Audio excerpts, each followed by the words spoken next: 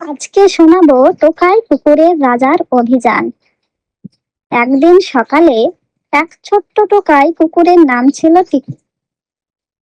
টিকুর স্বপ্ন ছিল সে একদিন হবে রাজার মতো বড়।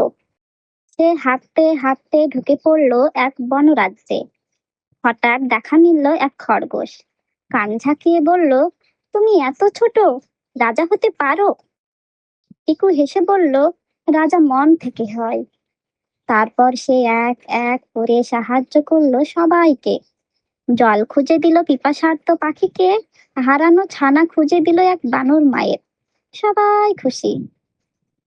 শেষে বনের সব প্রাণী একসাথে বলল, টিকু আমাদের সত্যিকারের রাজা। টিকু হাসলো। সে জানতো সাহস আর ভালোবাসায় রাজা হওয়া যায়। গল্পটি কেমন লাগলো তোমরা কমেন্টে জানিও।